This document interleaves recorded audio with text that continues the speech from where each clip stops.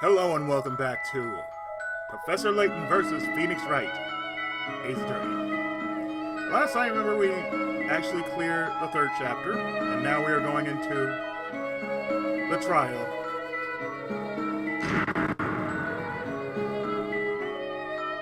Like so.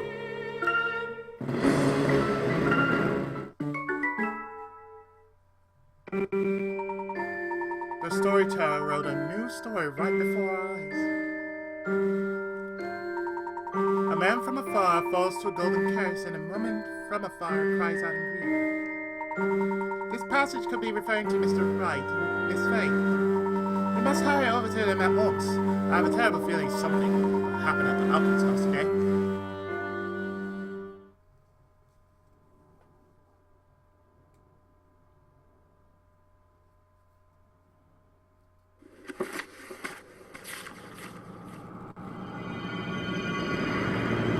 Chapter 4, The Golden Court, Part 1.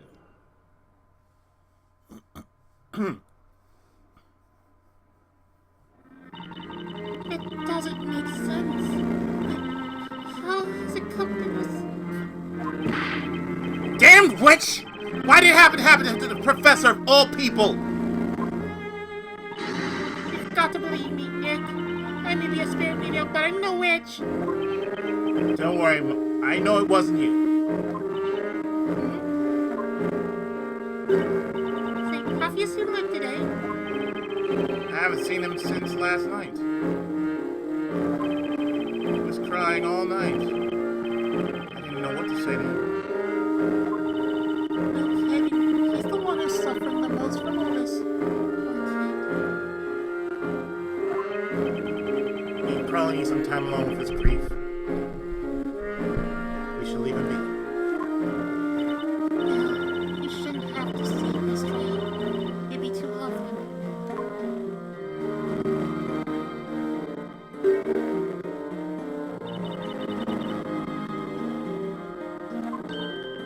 Oh, it's Espella. What are you doing here, Espella? Have you been clear of accusations? Not yet, it was that easy. It's just that I'm not technically under arrest, so I got a special permission to come here. I'm free to go wherever I like within this building. Ah, I see.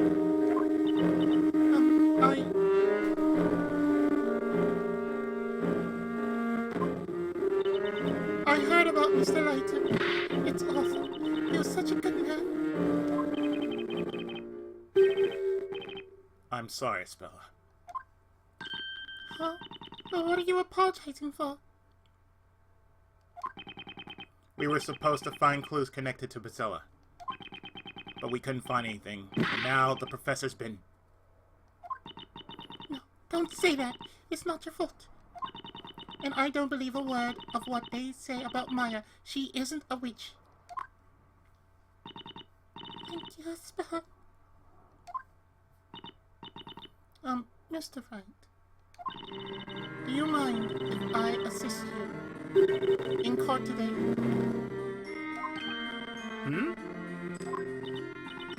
I know I may not be of much use,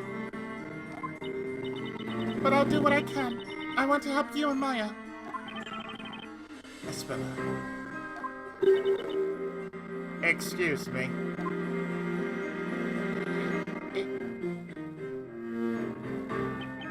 You're Grail, butler of the late Master the Duke.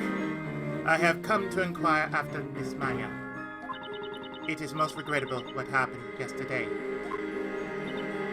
Oh, thank you for coming all the way here. Huh? But you look really pale, Jen. You look really pale, Jen. Are you alright?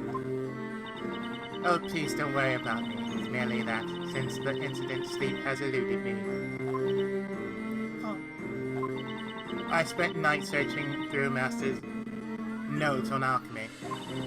I hope there may be some mention of a method by which something turned to gold may be reverted back to its original form. You were looking for a way to rescue the professor? Human fate's often cruel, but that's also why we must never lose hope. Sure. Defender! Accused! The trial's about to start. Proceed to the chamber. Yes, we're coming. Cheer up, Maya. I'm not just going to let them set you. I just wish all this would stop already. Whether someone's a witch or not. No one deserves to be burned. I know. I can't stand for it either.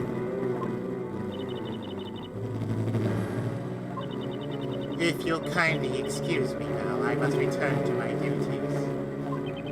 Ah, no problem. We appreciate you coming to see us.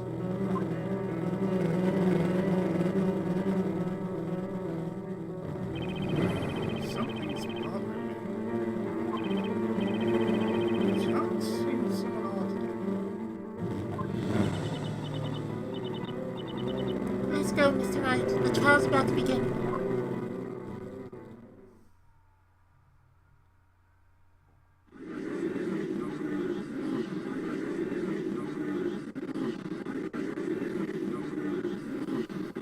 Well, not the first time this has happened to Maya. The trial of Maya Fey shall now begin, as scheduled. Scheduled, not scheduled. Knights of the court, are you ready to cross your swords of justice? Inquisitor Zacharias Barnum always has his sword ready for the work of justice. Defense ready, Your Honor. At this stage, I just gotta give it all I've got.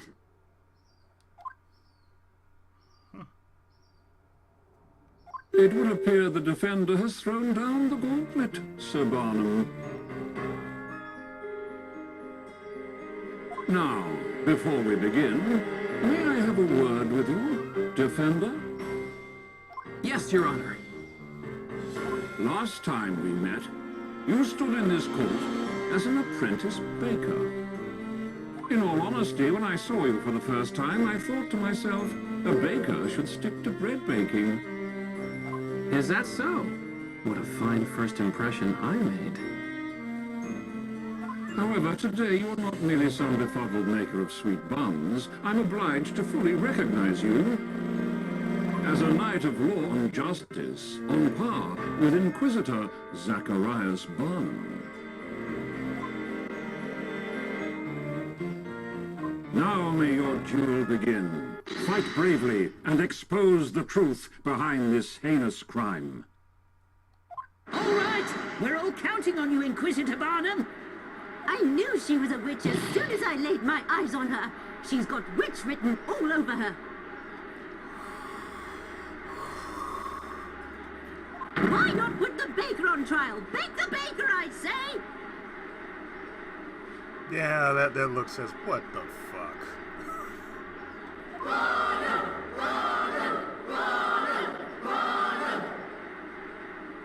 They treat him like some sort of celebrity.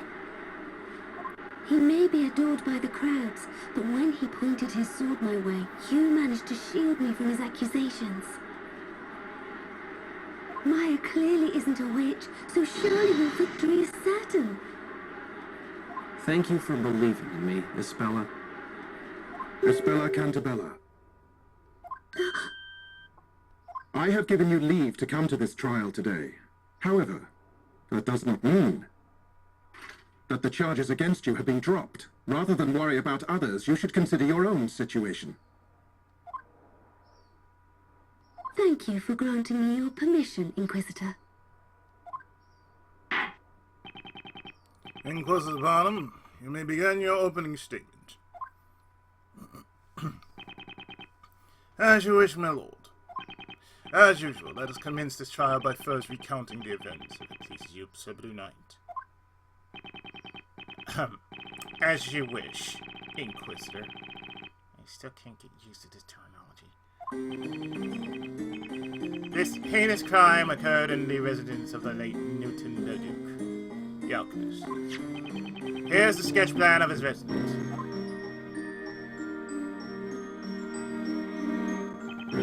This room, of a somewhat questionable nature, is the alchemist's study in which the incident took place.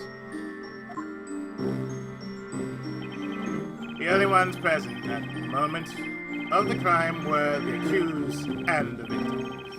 No one else.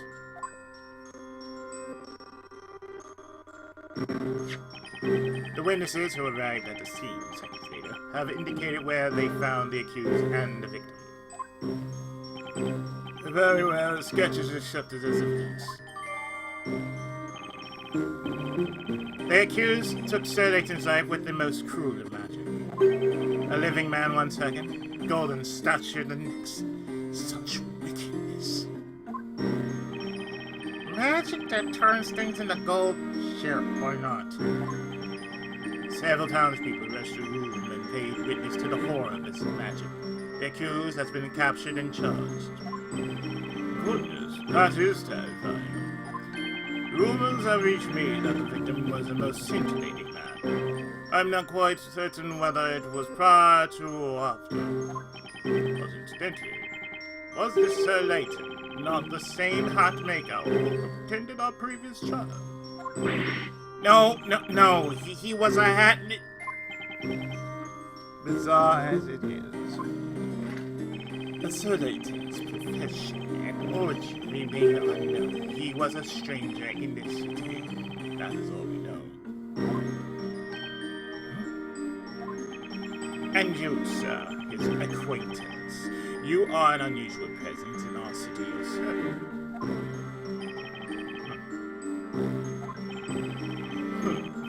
Today's case certainly is peculiar.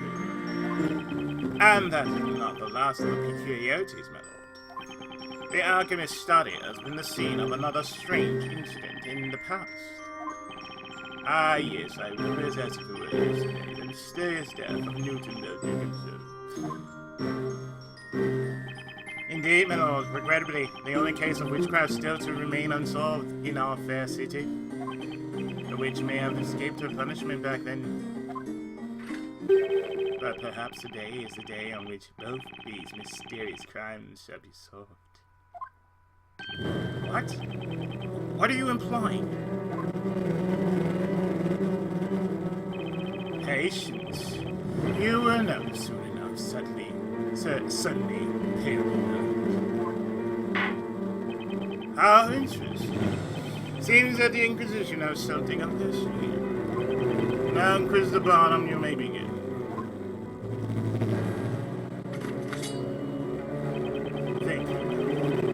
The Inquisition summons the witnesses to this malicious crime of witchcraft.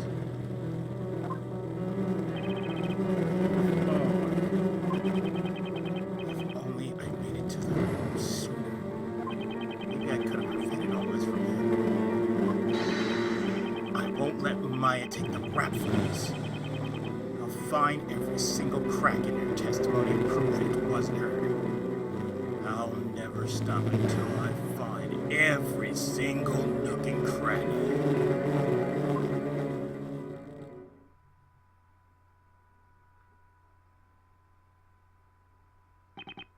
Welcome to the Witches' Court, honorable witnesses. Now, let us hear your names and occupations. I'm the Firewaters Emil Ponsenberg. Soon to be new head of the Ponsenberg's retail organization. Bro! Hang on! Wait a minute, witness! What's that, Blue Squaw? You're that guy from the previous trial. Emir punching bag. A mere punching bag. I see the joke. What the hell's happened to you? You look like you've been one of those ultimate makeover shows. Whatever do you mean? The name's Emir Punchenbag. Soon to be the head of Punchenbag's retail organization. Bro. What's the meaning of this, Inquisitor? I do not care to delve into this witness' personal affairs. Looks like he remembers him all too well. Witnesses, pray continue. Oh, dear me. It is I who usually ask the questions. I am Lucy, but a humble teacher. Call me Miss Primstone. The children of Labyrinthia Primary School have the privilege of learning the truth about this world from me. An elementary school teacher. Got to know at least one when it seems sensible. The winds carry my song. It's barely stringing along. Head and bird ensemble avant-garde. My favorite music here is Cracker, the music of art. And no one understands music like Cracker, aside from me, naturally. Oh, mercy, mercy me. At least it's not another goat. Well, smart there. You just imitated that teacher perfectly.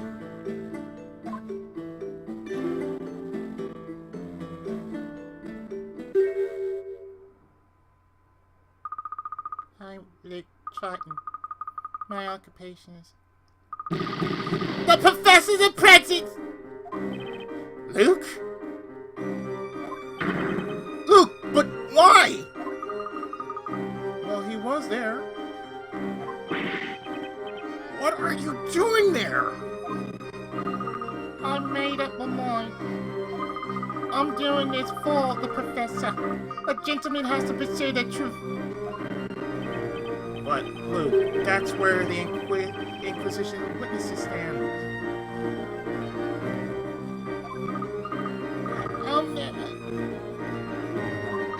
I'll never forgive that witch!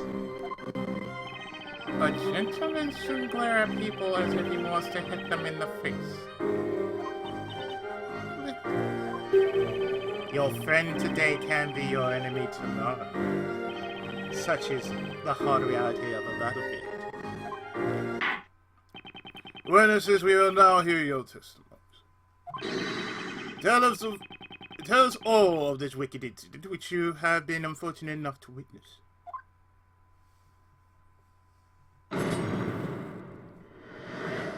What we witnessed. I heard a scream and an incantation. Then when I entered the room, the victim was already all shiny. Perhaps something caused discord between Esther and her friends. Mr. Sakat had a knife ready in his hand. Victim of magic, sparkly and done for. I heard the staff fall on the floor. The professor must have seen through Miss Myers' deception, confronted right there face to face. I see. Thank you all.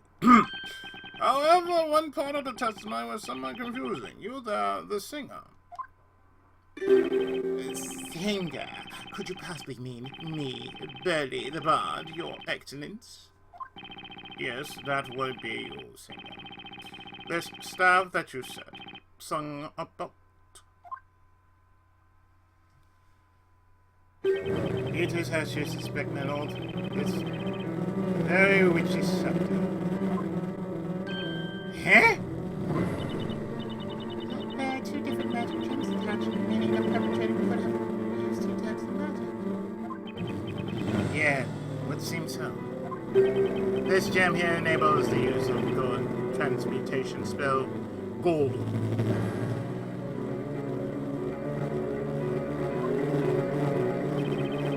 Gold, just the one known makes the tiniest hairs on the back of my head.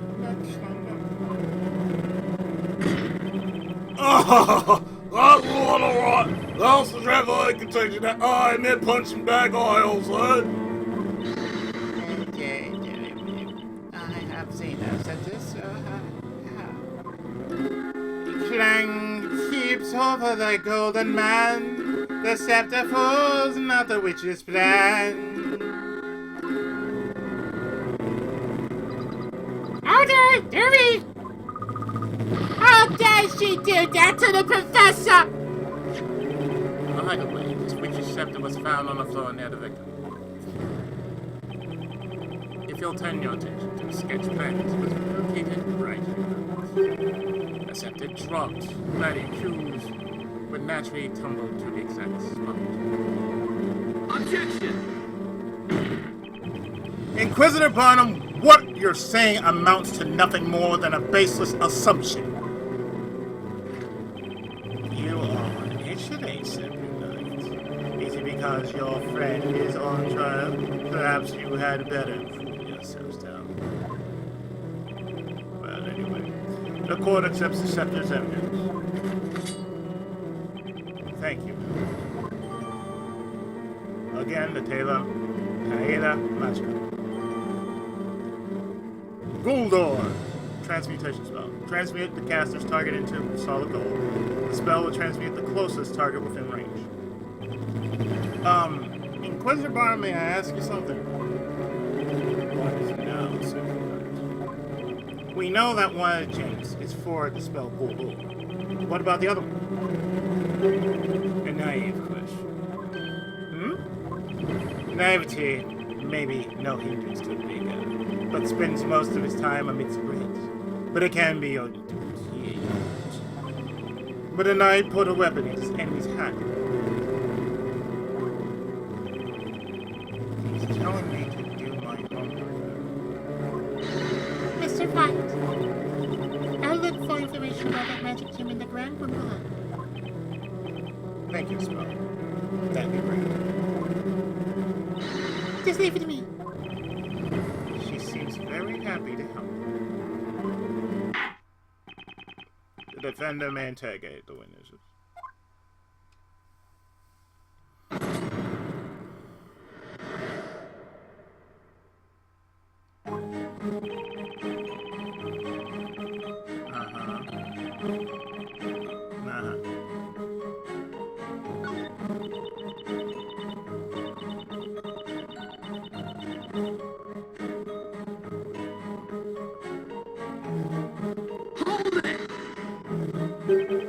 Are you saying you think they quarreled?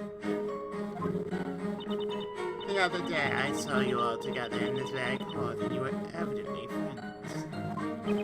Well, yeah, that's true, but what's that got to do with... Now, everyone listen carefully, no chatting in the back row. What I say now will be on the next exam. Miss Primstone's lesson number 5, friendship leads to nothing but trouble. People will not break up and part their ways in anger if they did not become friends in the first place. The kids in her class must grow up to be model citizens. Oh, dearie me, when I saw in that room, curdled the blood in my veins. Mr. Sirkow was pointing that glittering knife at us so threateningly. Excuse me? I heard what you said there. Hang on! Is everything okay, Luke? No, of course! It's not okay! The professor was a true gentleman! And no gentleman would go around threatening people with knives! I couldn't agree more. Silly bird. I saw your professor pointing a knife.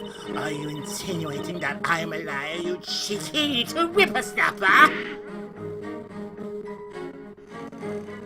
Let's take a look at that instant replay. The professor would never do that! You don't know him! At least Luke's found someone else to antagonize. Oh, Mr. Wright, What is it? I think there was some important information in Miss Primstone's testimony. Really? Oh, I'm sorry. It's not my place to say things like that. Huh. I didn't notice anything. What could that be? What was the spell about to say? Come on. Alfred. Espella, why don't you tell us all what you noticed? Oh, is that okay? It's just something I'd like to ask Miss Primrose about. just go ahead and ask her. Excuse me, Miss Brimstone? Do you mind if I ask you a question? Oh, do, Miss Espella Cantabella. Miss Brimstone, did you actually see the knife that Mr. Layton was holding? I did. As a matter of fact, yes, I remember that glinting blade very well. Most frightening sight it was, too. You saw that from the door, didn't you? Now if you look at the sketch. When the incident took place, Mr. Layton must have been facing this way, right? Correct? That must have been the case, otherwise the witness would not have been able to see it. Oh, well, that's all I wanted to ask. The more information we have, the better, right? The direction the professor was facing could be important. This information shall be added to his court record. I'm sorry I jumped in like that, but I really wanted to help. Not at all, Espella. We're able to get some more info, which may come in handy. You think so? Now then, the next witness shall continue with the testimony.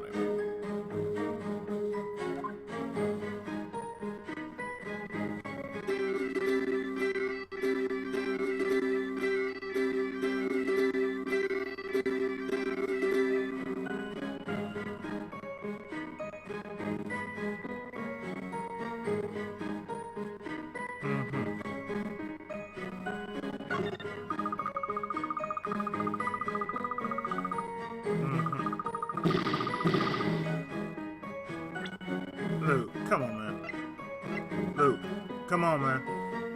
Come on, man. Come on, man. Don't do this, dog. Objection! Luke, you said that you will only believe what you see with your own eyes. But what you think you saw may not be the whole truth. Huh? What do you mean? Take a close look at the sketch of the crime scene. At the time of the incident, Professor Layton and Maya were standing here.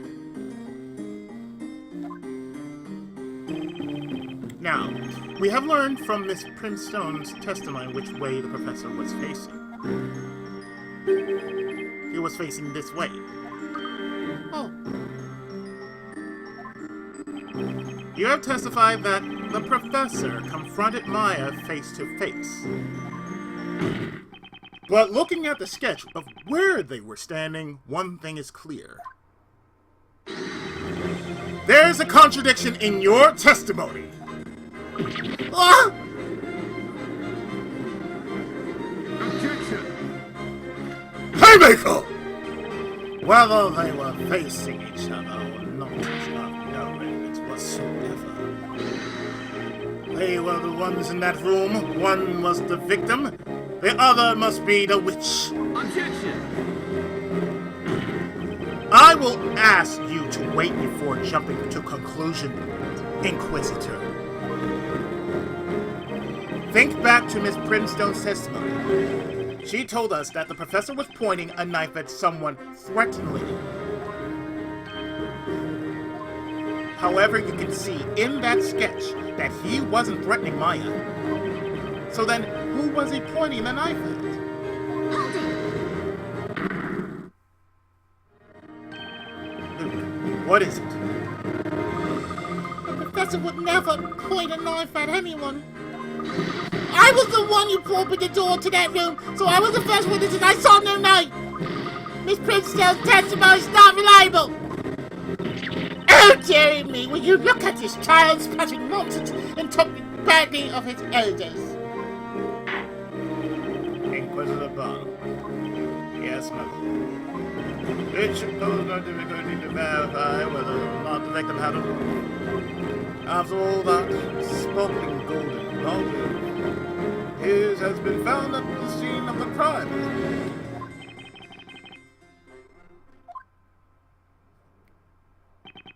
Indeed it has, my lord. Court attendants, you heard the judge bring the victim into the courtroom. Seems like they're going to bring the golden statue. Professor.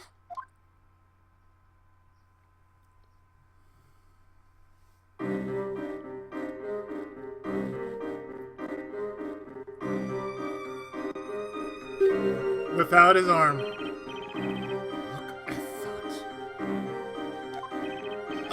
Did it get damaged in transit? Professor! Professor! So this is the power of the gold transmutation spell. What's my talking about? It's like the work of the fine artisans. I assure you it's the work of no artisans. By the way, the missing arm has not been yet shown. I can't believe this, Professor. I suppose we should add the victim to the evidence. Poor Professor, while searching for evidence, became evidence. Right arm's missing, which will be the left arm.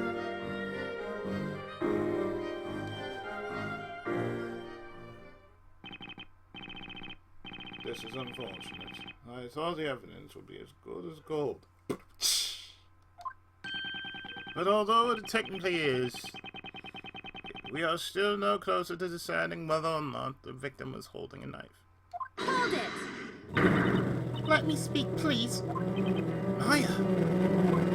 The professor didn't have a knife, and also, there was another person in that room. The real witch was there too. Please believe me. Haymaker! Accused, do I really need to rule you a king? Inside the cage you ought to behave like a bird has forgotten its song. Speak again and you shall be punished. Or are you in a particular hurry to taste the flames of justice, little bird?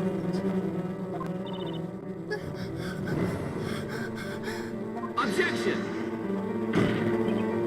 But it's true that someone else could have been at the crime scene. Look at the sketch. The victim was facing towards someone, and that person wasn't Maya. Sad but not your ignorance is no longer your surprise.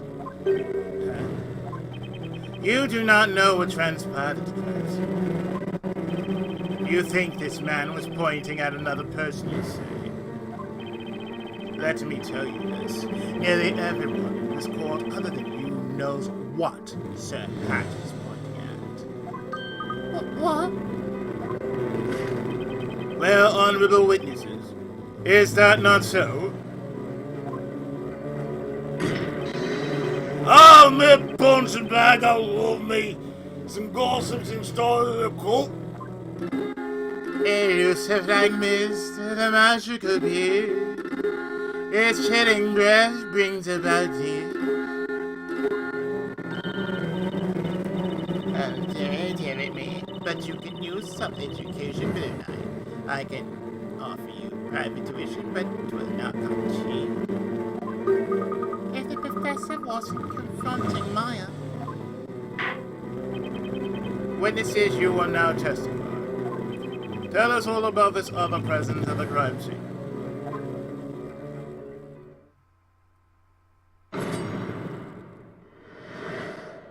A shadow at the crime scene. We all know what happens to that alchemist, so this game's no mystery. Same place, same magic trick. This time her luck ran out and she dropped her magic scepter. The truth obscured by its twisted rules. The wish couldn't vanish, but did confuse. It happened because the professor unraveled the mystery behind all these witches. The same magic trick was used. They are referring to an incident from 3 months ago. Much like this incident, a man lost his life to witchcraft in that very room. It was the master of that residence, Sir Newton Bertic, the alchemist. He suffered death by strangulation. Finger marks were left on. He suffered death by strangulation. Finger marks were left on his neck. Yet why does he look like Edgeworth? He locked himself in his study, and the key was still in his pocket. In other words, no one could have entered the room. The perpetrator disappeared from the locked room, just like in this case. A large amount of powdered medicine was spilled all over the floor. Powdered medicine. Sir Bertic was an alchemist. He possessed various medical concoctions. Due to the presence of that powder, had anyone entered that room, clear footprints would have been made. Yet there were none. That's the kind of mystery that the professor would have loved to solve. Yes, there were two unnatural circumstances to Sir Bertic's death. The culprit's disappearance from a locked room, and the fact that they appeared to not have water on the floor. So upset that they flew away. In other words, it could have been the DML magic that was used in my case the other day.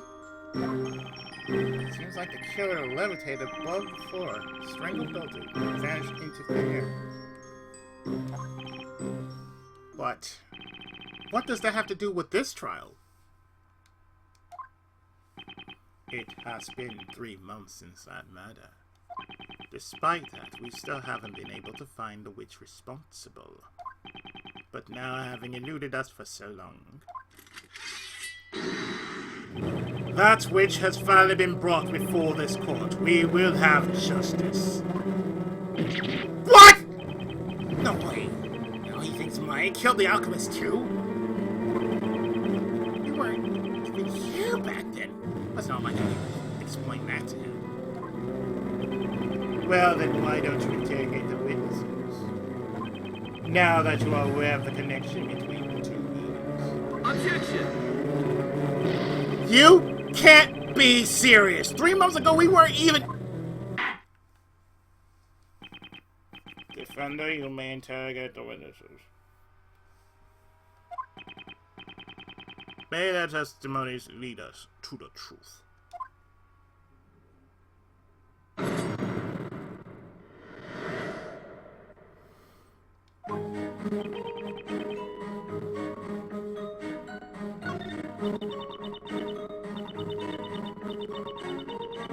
Excuse me, ma'am, but...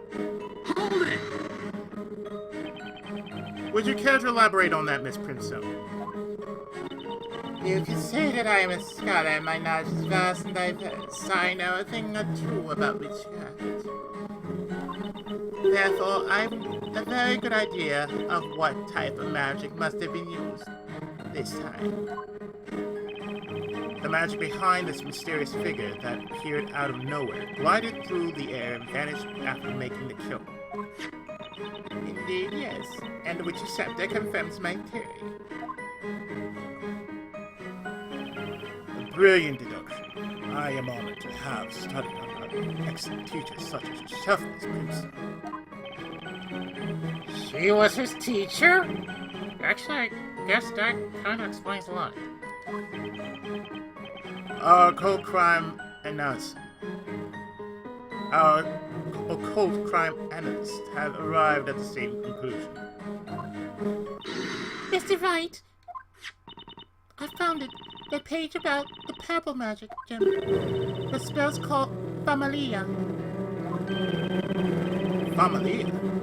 What does it do? The spell Familia found within this purple gem is used to summon familiar. As in familia.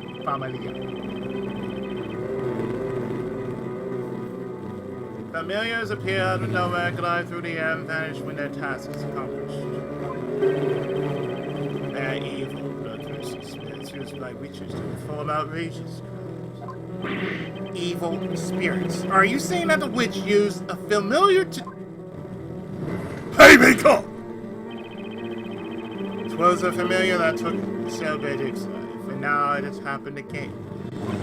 Sir Cat was probably trying to ward off the evil spirit with his knife. But what good is a knife against an occult creature? It completed the task given to it by the witch and was promptly vanished. Thus bringing us to the conclusion that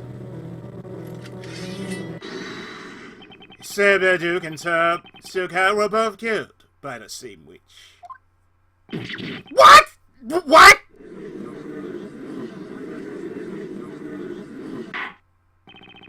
What an unexpected turn of events. The two have been shown to be connected. Due to the same witch's scepter that have been used in both cases.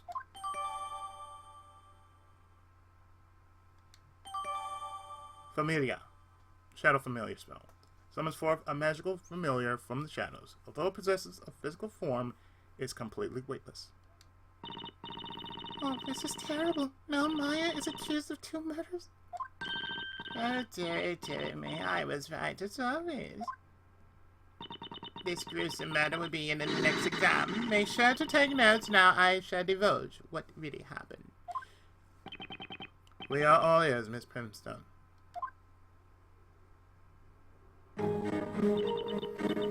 That hatmaker was pointing a knife at the witch's familiar.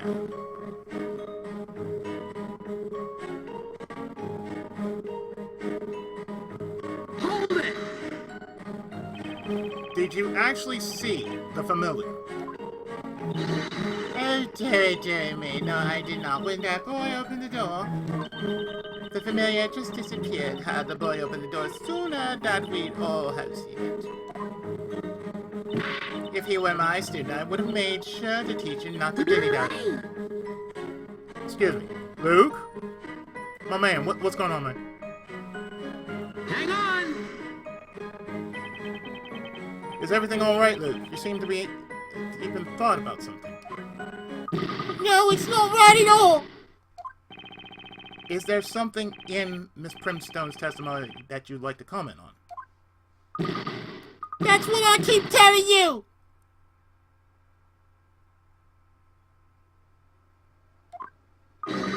The professor won't point a knife at anyone.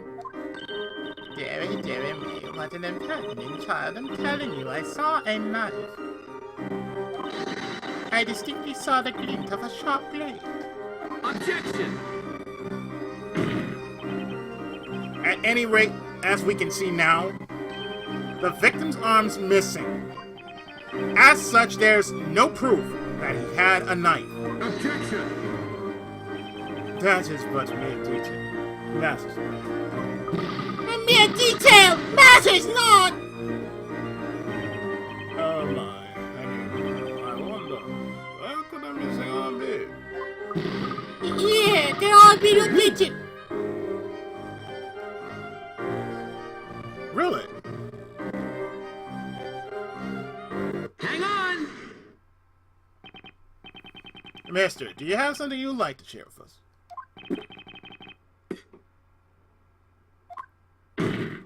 Mr. Amir! It's Mr. Amir punching back to you, Billy! The likes of you all show some respect for a future man who loves me. You seem to be looking ahead to a future full of newly gained riches. Oh, can you grab up, please? Anyway, why are you looking at me like that? I don't know about that going next on home. Excuse me, Mr. Wright. What is this about? I may be wrong, but there's something about that man. When you say he looks suspicious. It's not just you. Everything about him is so shady that it makes me want to double check my pockets.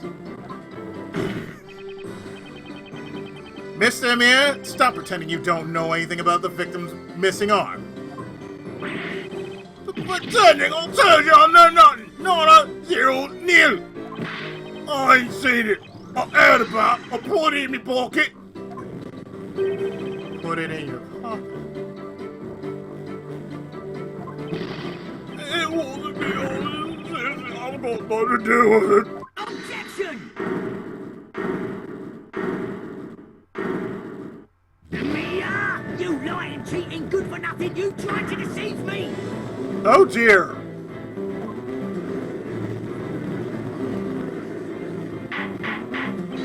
Hold on. Who is this person? You want to know who I am? I'm Price the Fromberger. I'm just about the same as cheating bum. And another lottery. What did he lie to you about? I'll tell you. On the day of the crime, a man came to my shop, walked up to me saying, he got his hands on a superb work of art, man's gold dust. I think I know where this is going. That's work of art. I'm going right here!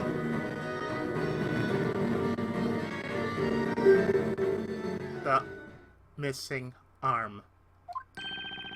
Just like I thought. That's... Oh my. The professor! It's the professor's arm!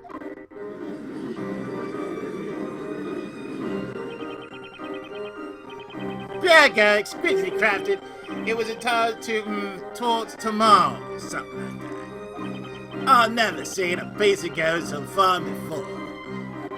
And so suspected not all paid that rascal rather handsome. Who would have thought? And what am I know? That it was a human arm, no less! You, sir! Oh, monster! Oh, as bad as the witch's familiar said! Oh, didn't know it was the arm! I swear! When outsiders saw me looked at! What do you mean?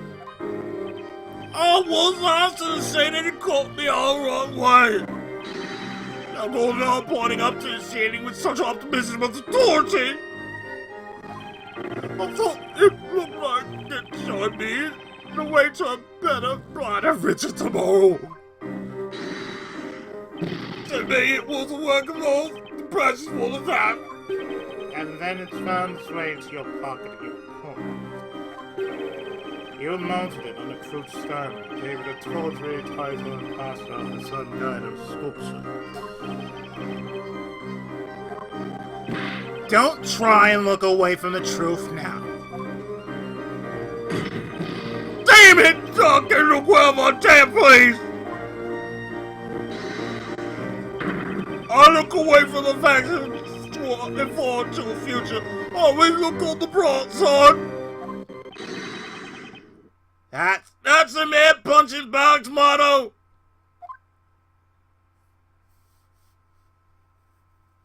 Okay. Yeah, that'll work. Just put him right there. Where were we now? Yes. The victim's arm has now been successfully reattached by one of our masterful craftsmen. Knights of the culture may resume the Inquisition. At least one thing's clear now. Yes. This is one thing clear.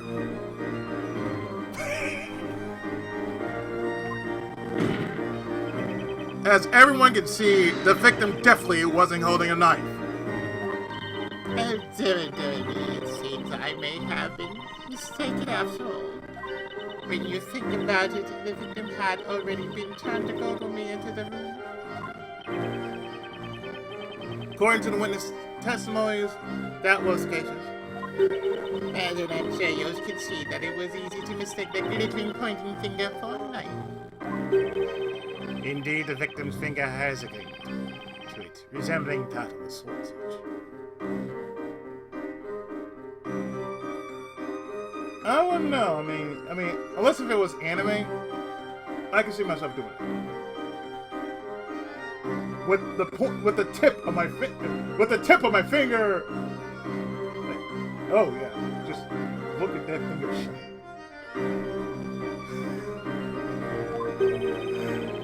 Such a sense of power and intensity. It's enough to send a shiver. It's enough to send a shiver down the spine of anyone being pointed at. No puzzle's no match for the power of the professor's pointing finger. Pointing finger! I guess no one remembers I'm known for pointing like that too. I think your pointing finger makes quite an impression too, Mr. Wright. She's just taking pity on me. Is that all you had to say? Said the knight. Huh?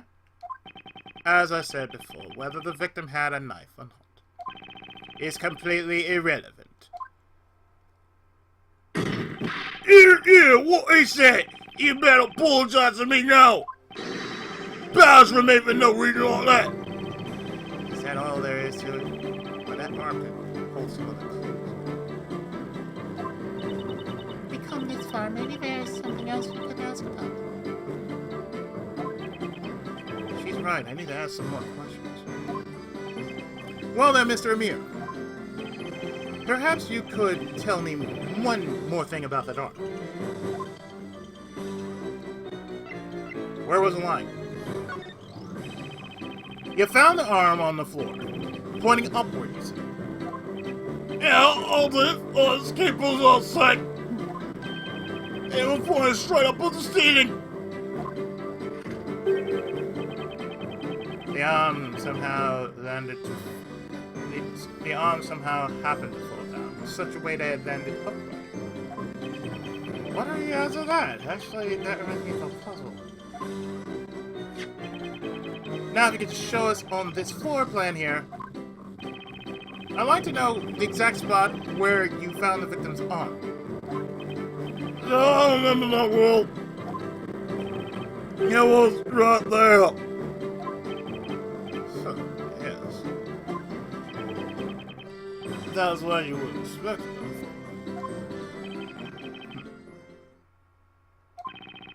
Now, if that's where it was, then something's definitely not right. If you keep looking at this sketch, you shall burn holdings. Or perhaps you're going to claim there's a contradiction in it somewhere. This arm is the final clue left by the professor.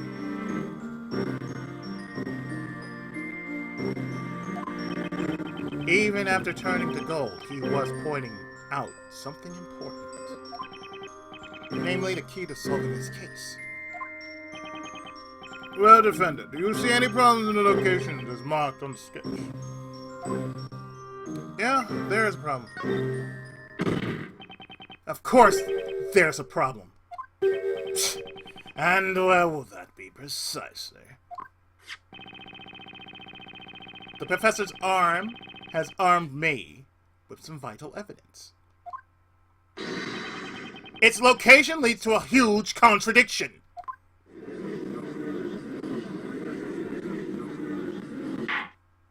In that case, why don't you let us ensure the so-called contradiction? What contradiction does the victim's arm create? Well,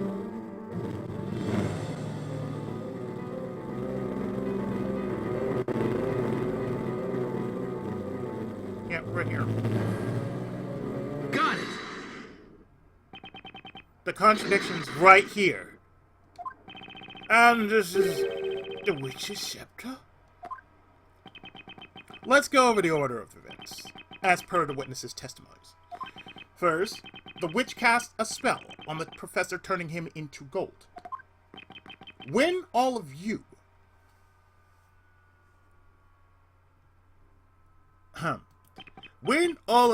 rush to the crime scene,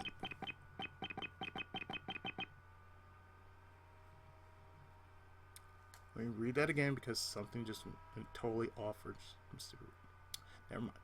Okay. When all of you rushed to the crime scene, the golden statue fell down, making a loud noise. Next, the witch dropped the scepter. What are you getting at, Scepter Knight? All witnesses agree with this order of events. That's right. They all agree that's how it happened. But then there's the arm. Well, what about it? Spit it out. Let's assume that Maya was the witch.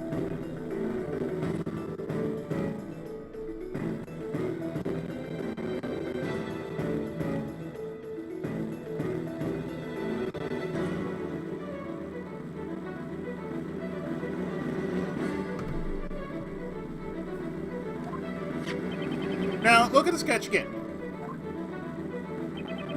The witch dropped the scepter after having turned the professor into gold. The scepter tumbled along the floor and was found here as asserted by the prosecution. However, that would be impossible, as there's no way it could have been there. Oh, I see now. It was... I'm glad you seem to have noticed. The victim's arm was on the floor right here, standing on its end. Therefore, the scepter couldn't possibly have fallen that way. Ergo, it couldn't have been the defendant who dropped the scepter. In other words, Maya's not a witch! Ugh!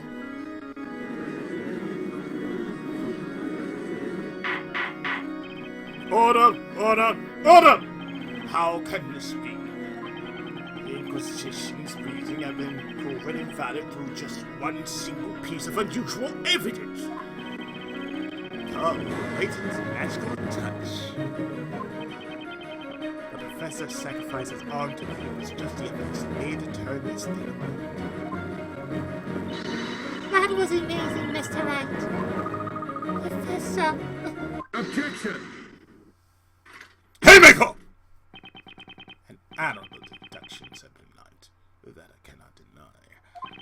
Even if we are to assume your reasoning is correct and that girl in the cage is not a witch. Even if, in the many trials I've attended, I have become well versed in certain aspects of magic. I am all too aware of its potential to confuse people, befuddle their minds, and make their memories hazy. No one can resist such a maddening influence. What are you trying to say, Inquisitor? The scepter could not have tumbled across the floor if the arm were its way. However, can we be sure that is where the arm was? Are all the witnesses able to confirm their location at the time?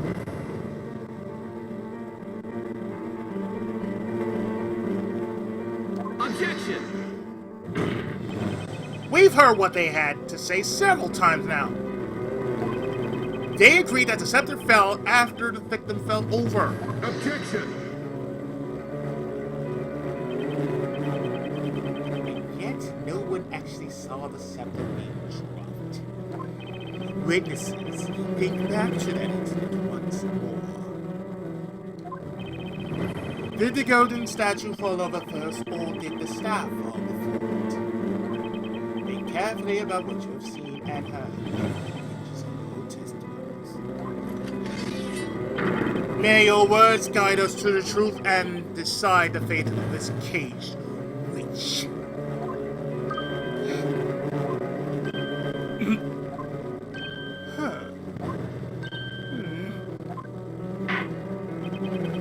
I was about to get ready to leave, but it seems there's further need for questioning. Testify once more, witnesses. Tell us of the golden statue in the Telia Magica.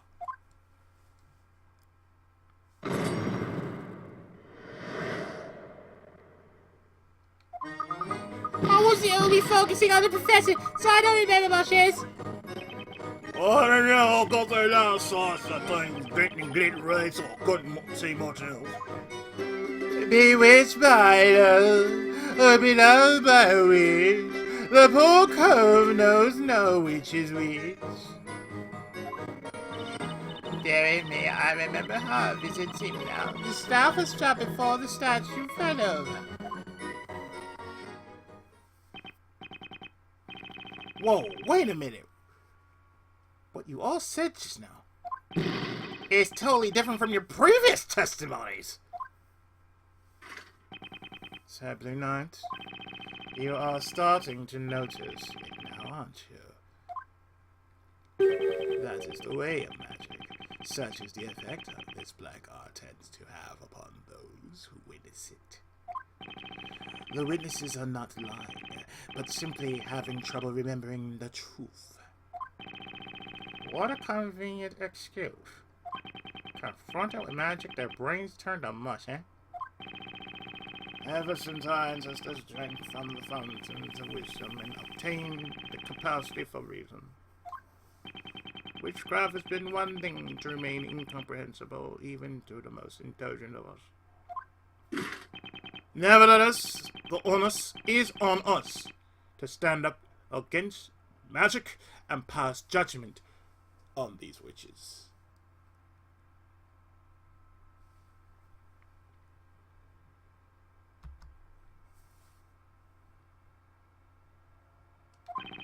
And so, here we are doing battle with the weapons of the wise. Words.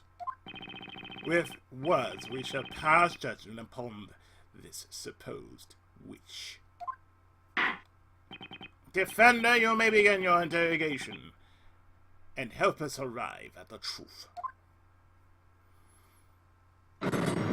Okay.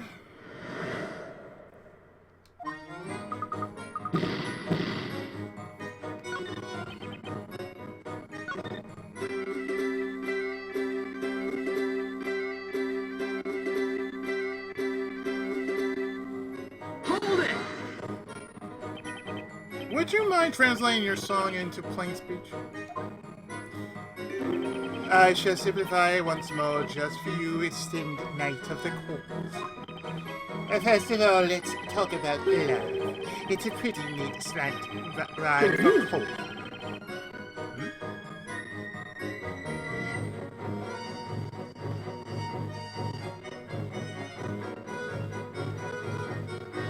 A cove is slang for chap, you see.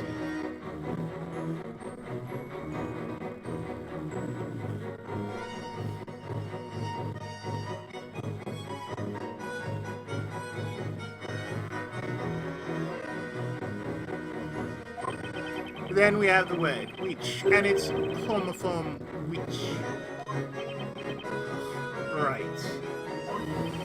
Next, we have the delightful consonants of beloved and bewitched. It is certainly a song about a fusion. I'm confused.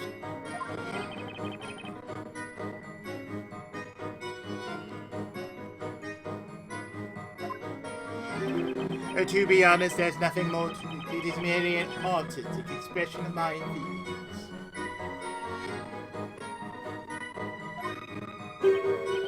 So it's got nothing to do with this case, does it? I am aware of melodious words and poetic music. That is my only claim. Ah! Oh, dearie, dearie. I heard that. Luke, my man, what you gotta say? Hang on! Luke, would you like to say something? Oh, sorry, I guess I spaced out a bit. What is it, Mr. Wright? You seem to be thinking pretty hard about something during Mr. Bertley's song, testimony just now. Is there something you would like to share with us?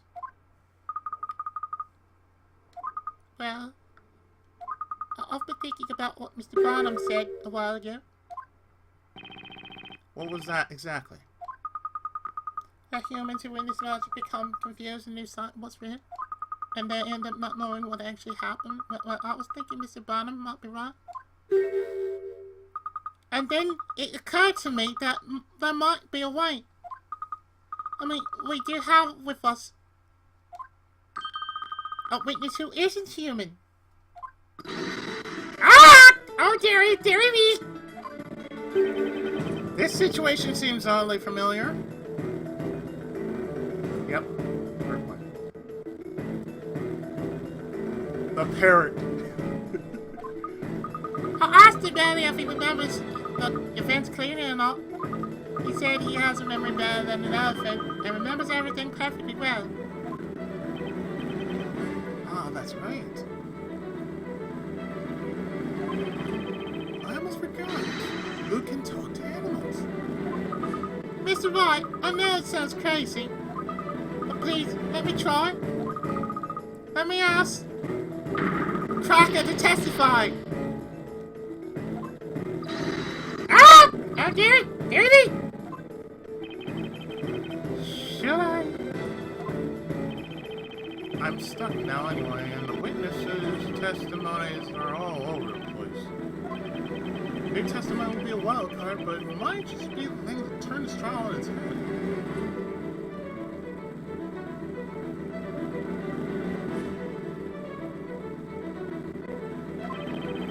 What's a crazy idea? Alright.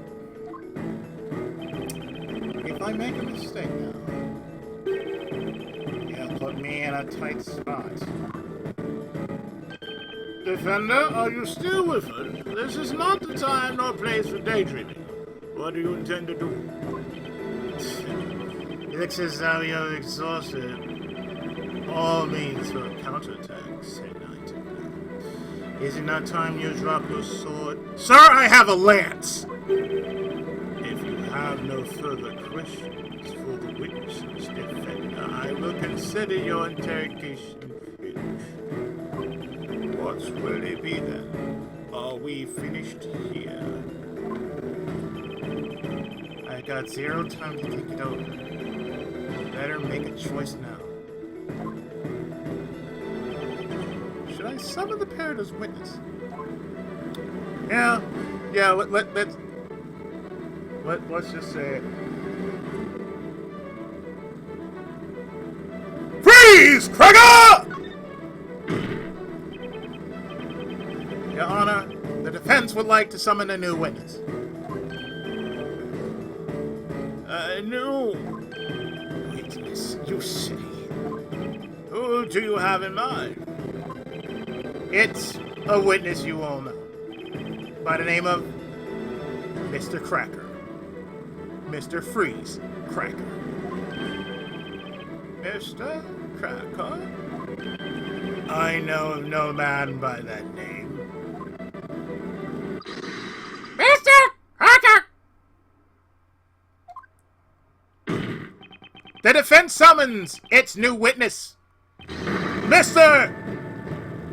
Freeze Cracker!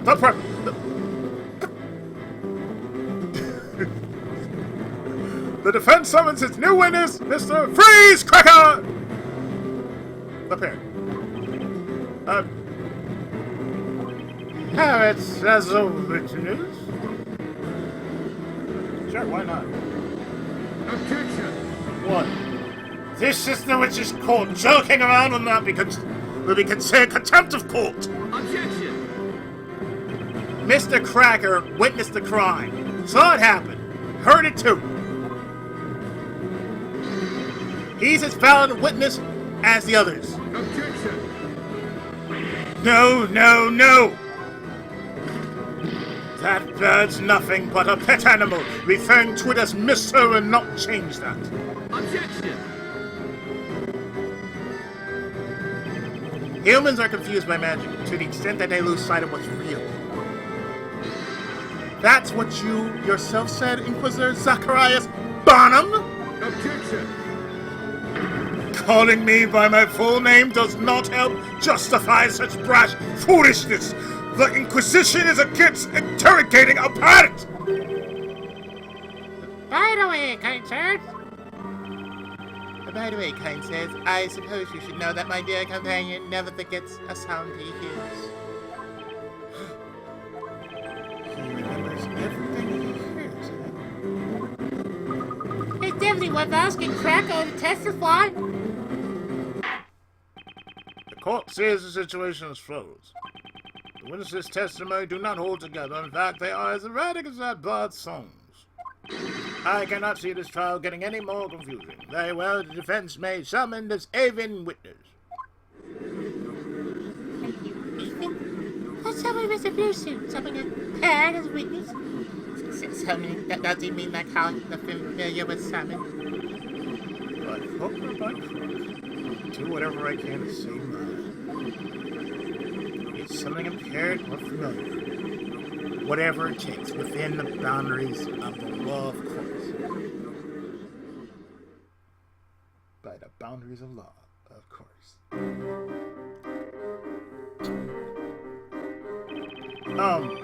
Alright, witness, state your name and... Objection! Haymaker!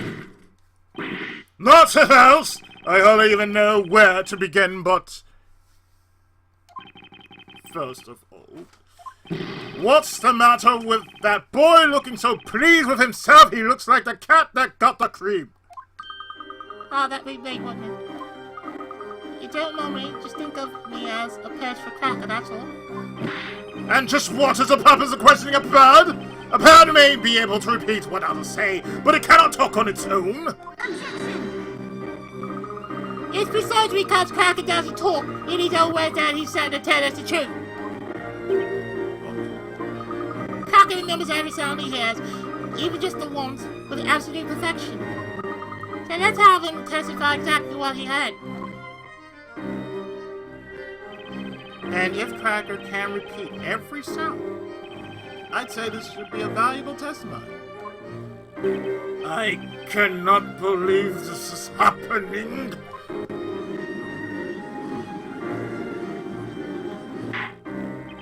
A witness that cannot talk will not lie either. This idea is much to my liking. Well then, may our new witness, Cracker, testify to the court. We wish to know exactly what you heard from the beginning of the incident. Freeze, Cracker, ah, ah! Freeze, Cracker, ah, ah!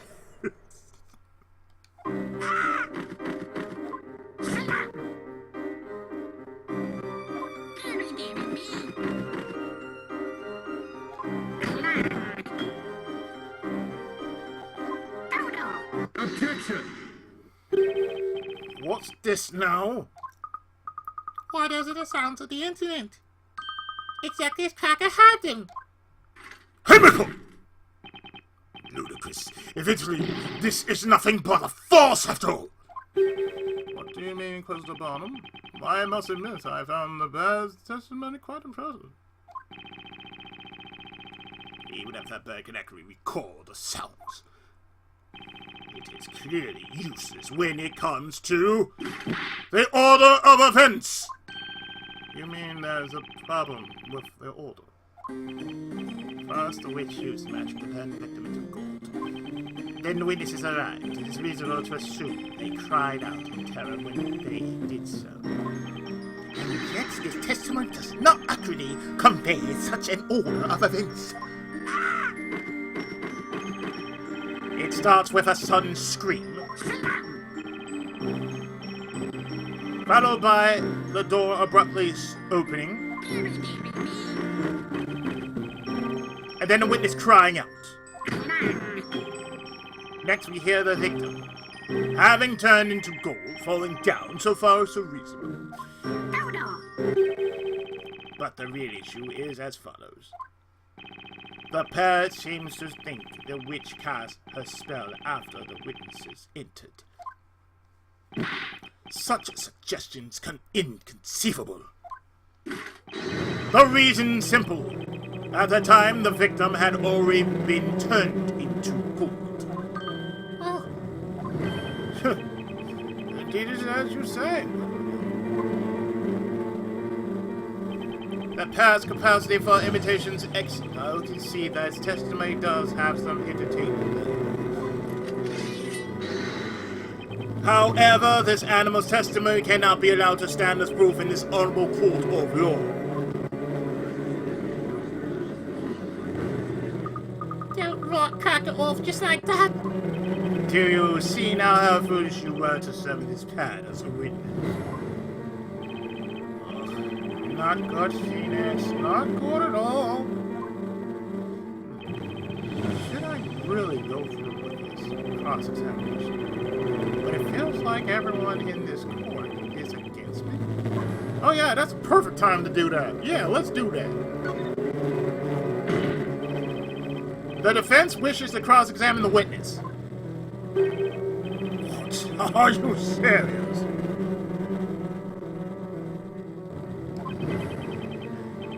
Did you not hear what I said? Are you choosing to ignore my words? A witness that cannot talk, cannot lie either. This pair's testimony is the naked truth. He's simply repeating the sounds as he heard them. It's human to make assumptions about the meaning of those sounds and arbitrarily decide whether the testimony is good or not. But as knights of the court, shouldn't we be striving to uncover the truth to which this parrot holds the key? The truth is... Very well. Show us the truth that this bird perpetuated the evidence. Interrogate that parrot. Meanwhile, I shall enjoy the show. Will you do it, Mr. Wright? Do you think it's hopeless? Defender, you may interrogate the witness.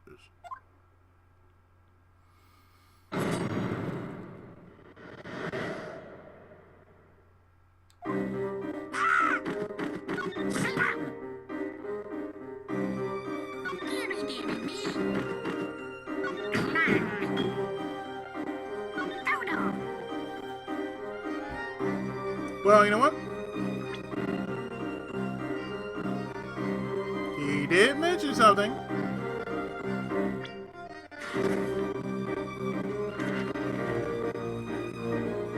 He said, Goldo, which is this. Objection! There's a critical contradiction in this testimony.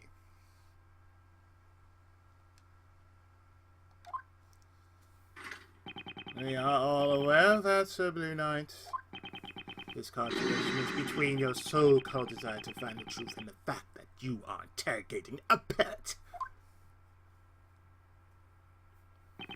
That's not what I'm talking about, Inquisitor.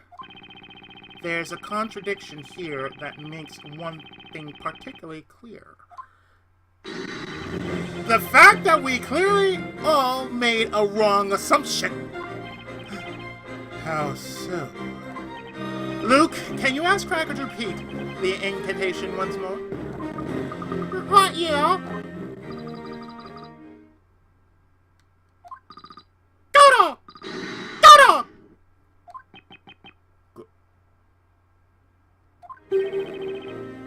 Goldo. Not Goldot. Goldo.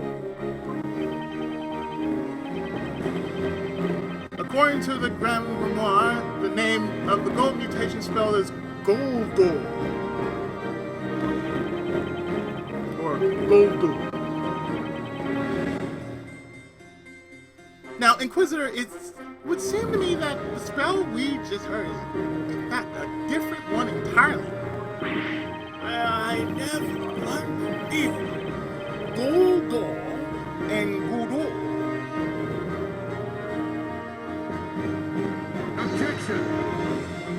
Hey, Miko!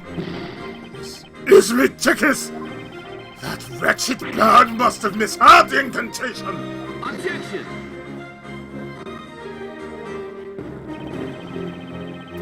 Cracker's able to intimidate sounds perfectly. The incantation was indeed misheard, but only by the people hearing it. Objection! It was found already in his golden state. That is proof enough that the Goldel spell was used. Objection! But you're forgetting that Cracker heard this incantation after that spell had already been taking place. which makes it entirely possible that this Guldur spell was used as well. In other words, another spell besides the gold transmutation magic must also have been used. Another spell that we haven't heard yet considered? Now, the next question that needs to be asked is, just what is this Guldur spell? Objection! Utter foolishness, this is absurd! As convenient as it would be for you, there is no way that spell by the name of Guldur exists. Oh, Mr. Wright, Huh? What is it? I found it. The page about the spell. Guldur. It's listed in the Grand Grimoire. Right here. It exists. What?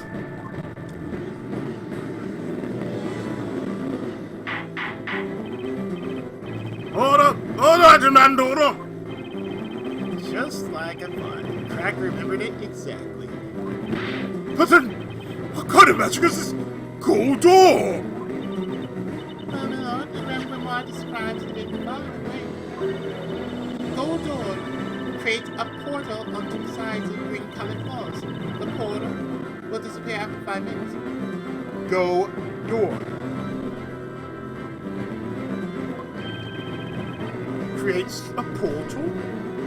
What do you think go door means? Go door. Not gold. It's a good thing I remember when I was in Japan how to pronounce certain words or certain syllables. Like if you say gold, like gold. Like most people don't. If you see it in English or any other language, they put more emphasis in the syllables, the pronunciation, over how to say it. So like gold. Normally we say gold. But if you were to put, you know, if you put some pressure on it, like gold,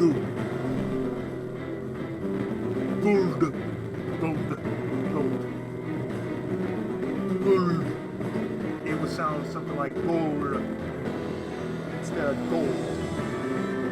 Because you wouldn't hear the D sound. You would hear so it's like gold.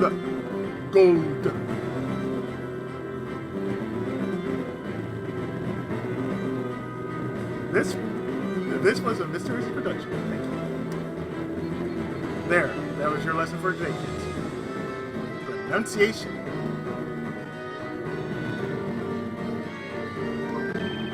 On green colored walls. A portal spell. It's as it says. It's a portal spell creates a portal on two sides of green colored walls. The portal will disappear after 5 minutes. Hey, Michael! Aren't you a lucky man? It appears even the Grand Grimoire's on your side.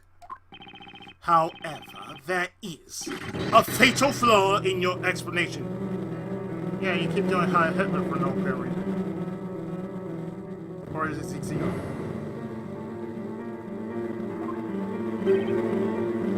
Huh? What flaw is that in Christendom? It is really quite simple. Think back to how the alchemists studied. Looked at the time of the incident. Do you remember any green walls? Because I do not. There were none. All the walls were coated with white plaster. Hey, Michael!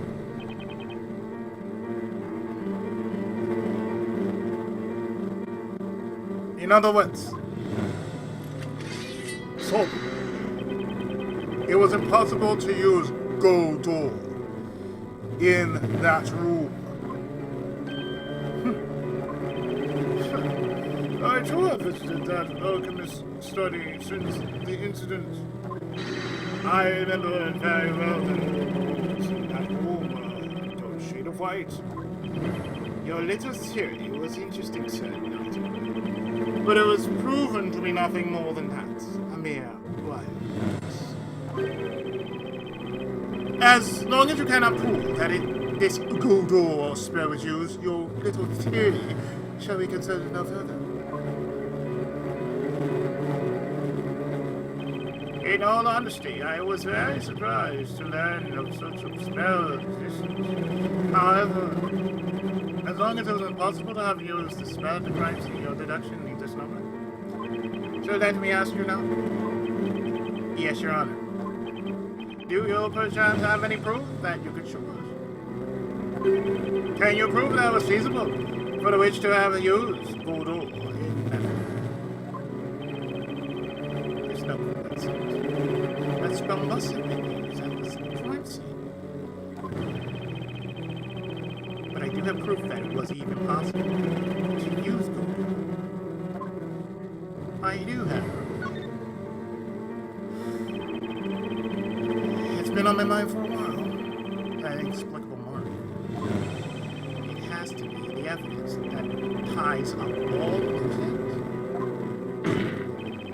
The defense wishes to present evidence. Impossible! The determination in your eyes make. Now then, we shall allow the defense to present its evidence to the court. Present the proof that the spell Goldor was used at the scene of the crime. Well, this, sir. It's behind the painting. Take that! The walls in the studies are coated with white plaster. Not all of them, though. There is just one spot, which is green. Oh, there is? I noticed it when investigating the crime scene. You may recall that there was a small painting behind the desk. And for some reason, the wall behind it was painted green. It was what? I recall seeing that painting myself too. If we looked at this floor plan, I'd say it was around here. Yeah, see, gold door right there. Mr. Wright, I'll mark it on the floor plan. It's been bothering me since I saw it. But now it's clear what it was. At the time of the incident, a portal opened up behind that painting. In other words, that was the wall utilized for the spell Goldor. Objection! You're clearly persistent. You just want the portal to be there so much, don't you? The wall behind the painting was green, and that's a fact. Incidentally, I remember that painting well. It was a small landscape piece. About the size of, say, an open Grand Grimoire. Yes, it was about the size of the small door. Even if a portal had opened in that small patch of green, no person would be able to pass through it. In fact, they'd just be able to put their arm through at most. So will you please explain how a witch could possibly have escaped through a portal this small? He's right, Mr. Wright. No one could have got through a portal that small. Have you anything to say, or are you so crushed by the realization of your mistake that words fail you? The portal was too small for a person. It doesn't require much thinking to figure that out. But that aside, a very obvious question remains. If it wasn't a human, then what could have passed through that portal? You'll have put an interesting spin on it. Why don't you answer your own question? You talk as if you know everything, so please enlighten us. A small portal was opened at the crime scene. And I have all the clues as to what that could mean. What went through the portal was something else. No human could have passed through a portal that small. Even a witch couldn't have pulled that off. So you are finally forsaking your mistaken assumptions. I haven't finished, Inquisitor. The fact remains that something else could have passed through that portal. Oh, and just what would that be, Sir Blue Nugget? The portal was created after the professor had been turned into gold. The witch had a good reason behind that. She must have had to move something through that portal. You have captured my curiosity. I'd like to know what passed through that portal. Tell us, what did the witch use that magic portal for?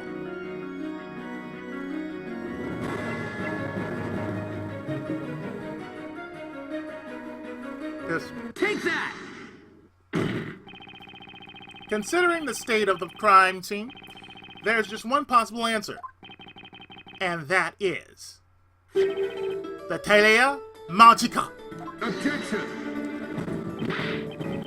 What's this now? The Telea Magica was found at the crime scene. A portal has nothing to do with it. Objection! Inquisitor Barnum, you're making the wrong assumption. Assumption? The witch wasn't trying to remove evidence from the crime scene. She wanted to plant it. She threw the witch's scepter into the room through that portal. Objection! Hey, Michael!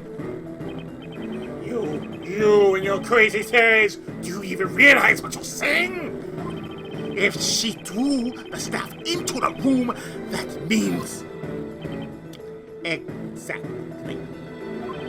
She did it to deceive us. Her goal was to make us draw the wrong conclusions. When the incident took place, the witch herself wasn't in the room. She cast a spell from outside. What?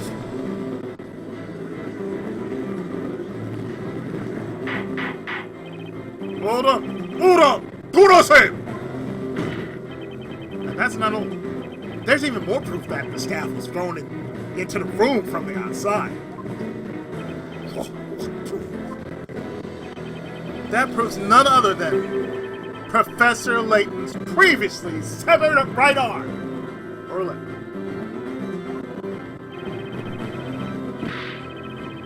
The victim's arm, how does that prove anything?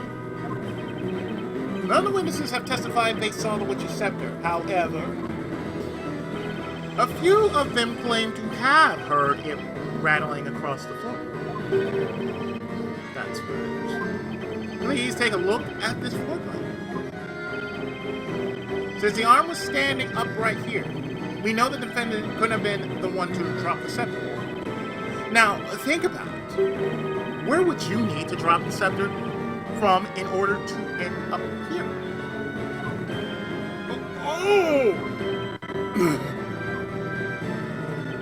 That's right. The scepter could only have come from the small portal created by the spell Goldor.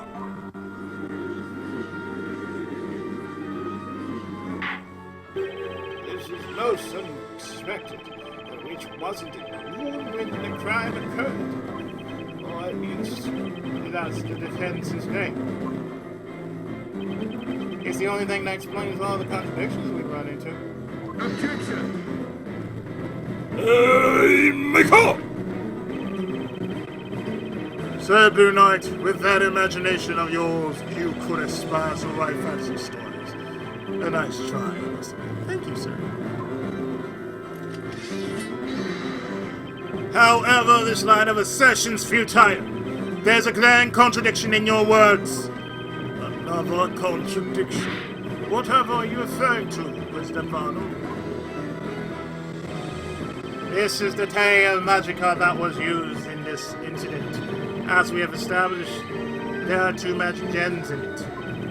One for the gold transmutation spell, Goldor, and one for the shadow familia spell, Familia.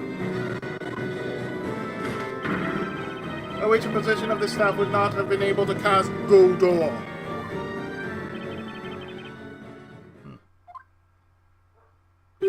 Yes, you're absolutely right. But you can't write off all the evidence supporting my theory as mere coincidence.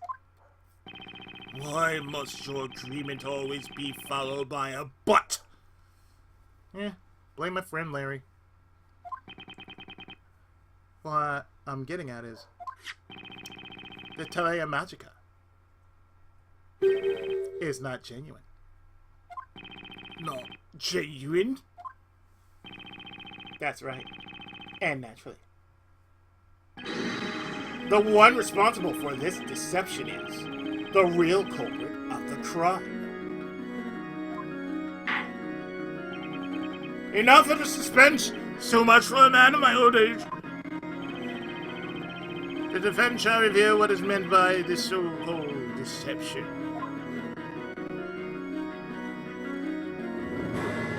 Yeah, right here. Right here. Got it! First, I want you to clarify one thing. Can we be certain that the Telea Magica in question is authentic? Without doubt. The metal rod in the center is called the Spina Magica. The witch's mark on its tip is clearly visible and highly detailed. It is impossible to forge, even by the finest craftsman in all Labyrinthia. I can guarantee you its authenticity. That leaves us with only one possibility. The forgery in question is the Familia Magic Gem. What? A forged magic gem? Objection! Hey, Miko! That is an insult to investigators. Objection!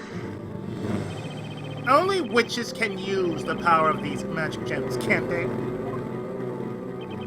So tell me, how can you know whether a magic gem is the real thing or not? Objection! Hold it there. We know for certain that the spell Goldor was used. It is undoubtedly not forged. But what about Familia? Did anyone actually see a familiar at the crime scene? That 3 months ago, an investigation was carried out into subject's death. The results yielded the following conclusion. The spell Familia had been used to summon a familiar, which in turn carried out the murder. And the witch used exactly that to her advantage. Another similar incident at the same crime scene, don't you think? That would be the perfect opportunity for the witch to frame the defendant for her crimes. The defendant would be blamed for both the professor and Sir Belduke's deaths, and she'd be taken for the real witch. Oh. That was the real culprit's objective.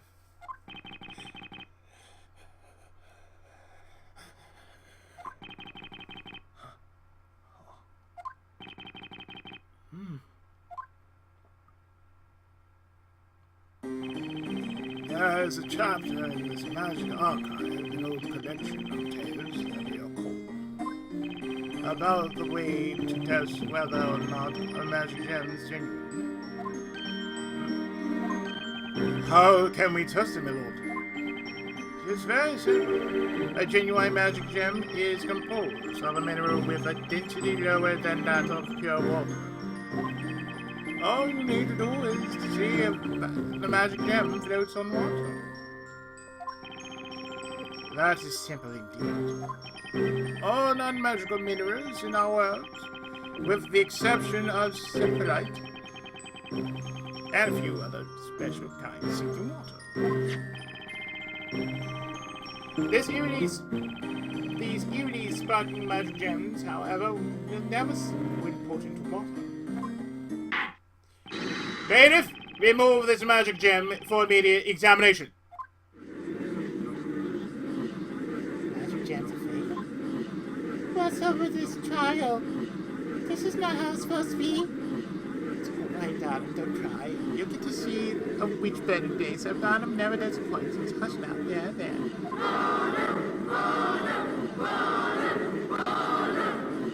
Bailey!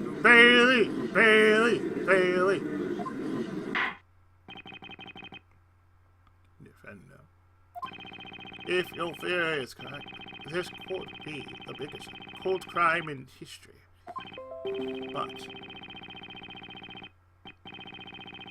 another important question remains. I wonder if we can answer it. Who is this supposed real witch that threw the teddy bear magical through the portal?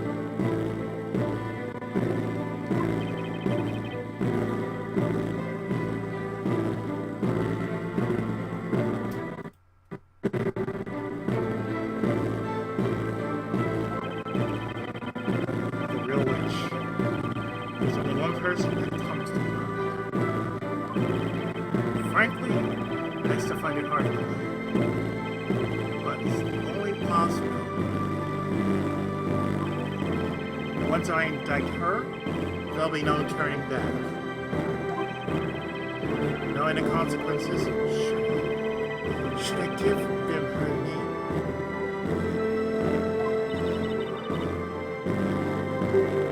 Mr. Wright. In Aberynthia, witches are punished by fire. I know you think that's going too far. But even in a world that seems so insane to you, those who take the lives of others must be punished. That's a universal law, isn't it? Which turned the professor into a golden snitch. And that's not all. She took the life of the alchemist. And now she's trying to pin her whole thing on mine. I can't just let her get away with that. Well then, defense, let's hear your theory. Who is this witch responsible for using gold oil and then throwing the scepter through the portal?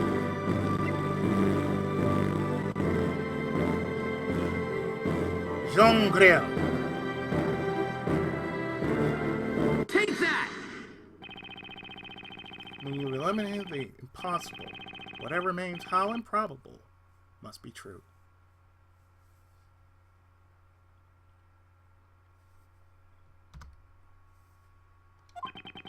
There's only one logical possibility. It has to be that person. The real witch is Jean Griel. Griel. I've never heard that name before. Wait, isn't that the butler who serves the bedroom? That's correct. Objection! What's this about?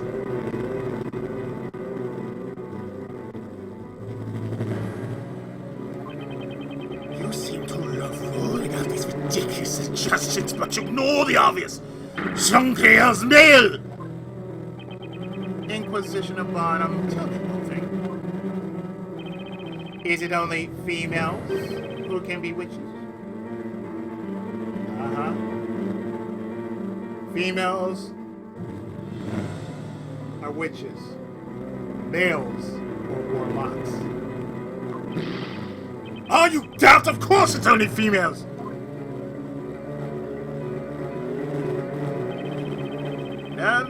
history of this court has ever been a mere witch. That's because it'd be called a warlock. You're so utterly ignorant. You should be ashamed of yourself. Alright, well, I'd like to ask another question. Is Jean Grey really a male? Jean Grey? Jean Grey. Jean Grayo. Jean Grayo. Jean Grey. Jean Grayo. I'm saying it now like Jean Grey. Jean Grayo. Jean Grey. What if the name Jean is really Jean? And the name Grey L is Grey. Grayo. Jean Grey.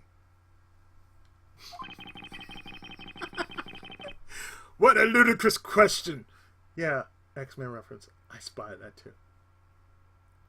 Just like a mere punching bag. A mere punching bag. The defense is certain that Jean Grey Earl is the witch responsible for using magic on Professor Layton. Objection! Hey, Nico! Will you stop fooling around? This is a groundless accusation! Objection! Groundless, you say? I'm afraid that's where you're wrong. At the time of the crime, Jean Grey L was in the room next to the alchemist's study. And one of the walls in that very room was painted green. What's more, that green wall was the one adjacent to Sarah Belduke's study. What? This is madness! Inquisitor Barnum, quickly, have the butler summoned to the court. Have Jean Grey brought here immediately. Certainly, my lord. Shall be done.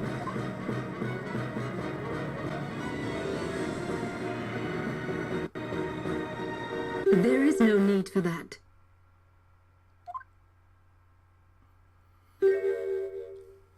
I am here. I shall come down right away. Ah, it's you. Well then, Mr. Wright, shall we begin?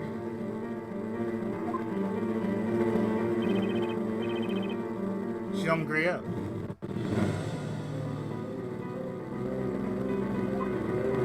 Or Jean Grey.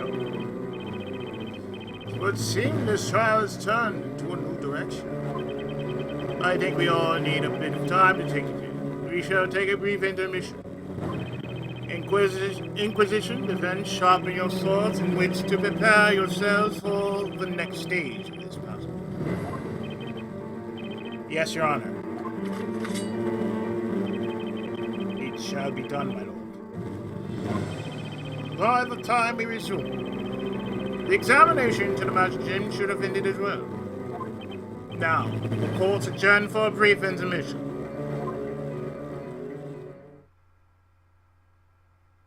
To be continued.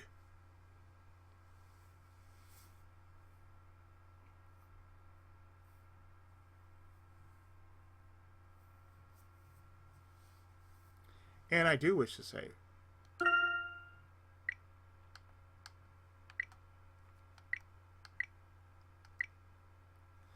for in the next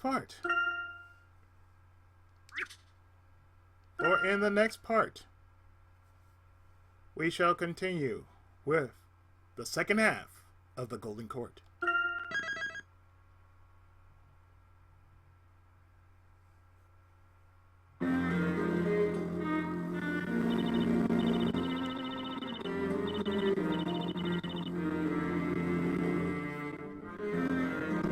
So I'm just going to drop save like so.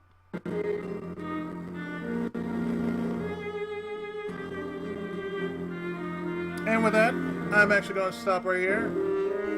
And in the next part, which I'm going to do later on, we shall get into the conclusion of the Golden Court.